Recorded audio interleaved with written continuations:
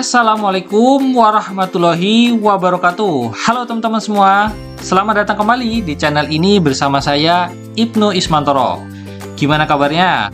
Tentunya teman-teman harus semangat untuk menambah ilmunya dalam mempersiapkan tes SKD yang rencananya akan dibuka tanggal 18 Juli tahun 2024 untuk formasi sekolah kedinasan. Nah, di video kali ini spesial saya memberikan latihan soal dan pembahasan tentang nasionalisme. Yuk, tanpa lama-lama, kita mulai latihannya.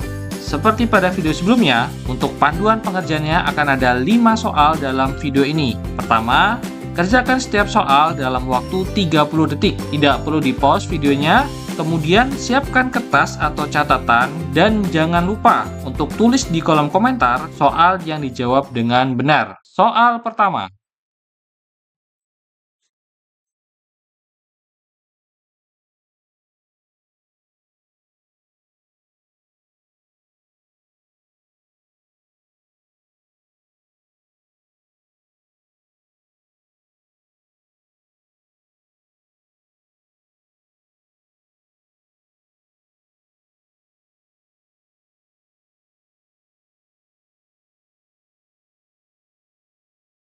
Soal kedua.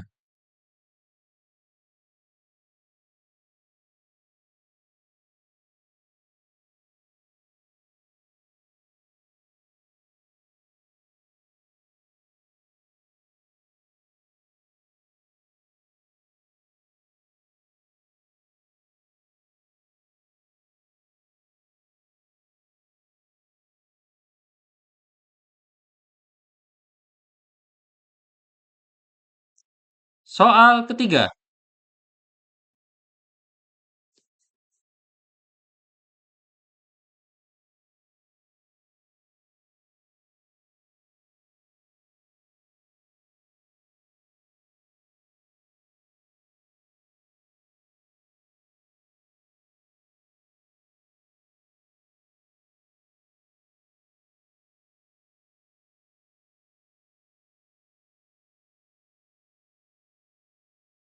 Soal keempat.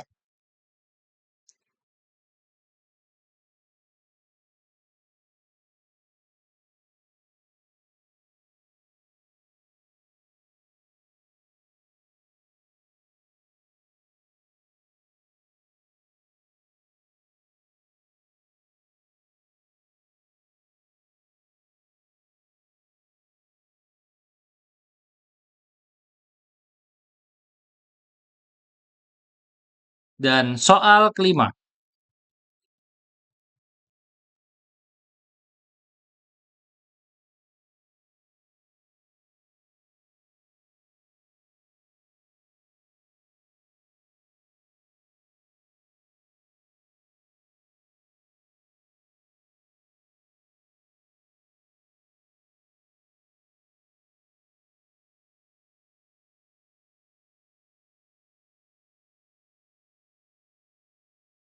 Nah, baik teman-teman, kita masuk ke dalam pembahasan soalnya. Soal pertama, di dalam soal membahas tentang bendera Sang Merah Putih, ya, bendera Sang Merah Putih. Jika kita lihat konteksnya dari nasionalisme, selain berkaitan dengan unsur kebinekaan, unsur kesamaan cita-cita tujuan bangsa, menyintai bangsa atau persatuan, nasionalisme juga berkaitan erat dengan yang namanya identitas nasional, di mana salah satu yang kita tahu adalah bendera. Seperti yang kita tahu bahwa bendera merah putih ini merupakan identitas atau ikonik ya dari bangsa Indonesia itu sendiri. Di dalam soal yang ditanyakan adalah apa yang termasuk dalam larangan pada bendera merah putih. Tentu dalam menjawab soal ini kita perlu tahu aturan yang dimuat dalam undang-undang tentang larangan pengibaran. Seperti yang termuat dalam Undang-Undang Nomor 24 Tahun 2009, ada beberapa larangan. Yang pertama, dilarang untuk merusak, merobek, menginjak-injak, membakar, atau melakukan perbuatan lain dengan maksud menodai, menghina,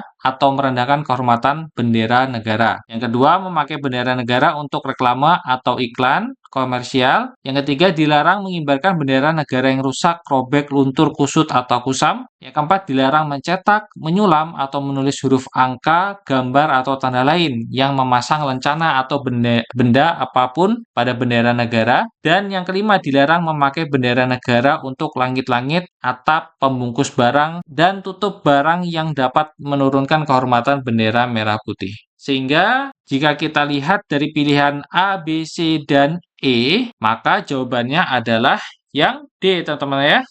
Selanjutnya, soal nomor 2. Dalam soal nomor 2 membahas tentang impor barang, ya, impor barang. Jika kita lihat konteksnya dengan nasionalisme, kegiatan impor ini akan berdampak positif dan tentunya juga negatif. Di mana positifnya adalah masyarakat kita menjadi terpacu untuk bisa meningkatkan produknya agar dapat bersaing atau go internasional dibandingkan produk impor. Lalu negatifnya apa? Yaitu akan melemahkan produk lokal akibat kitanya kalah saing. Di mana kita tahu bahwa mencintai produk atau menggunakan produk dalam negeri merupakan salah satu bentuk nyata dari aspek nasionalisme itu sendiri. Bahwa kita bangga akan produk kita, bangga akan produk dari bangsa Indonesia. Yang ditanyakan dalam soal adalah apa pengaruhnya pengaruh impor ini terhadap rasa nasionalisme, ya. Pengaruh impor ini terhadap rasa nasionalisme. Jika kita lihat dari 4 pernyataan, 1, 2, 3, dan 4, maka jawaban yang benar adalah yang C ya teman-teman ya. Bahwa dominasi produk impor bisa mempengaruhi identitas nasional. Karena masyarakat mungkin lebih menghargai produk luar negeri dibandingkan produk lokal. Dan yang tiga, kehadiran produk impor juga dapat mendorong produsen lokal untuk meningkatkan kualitas dan efisiensi produk mereka agar tetap kompetitif.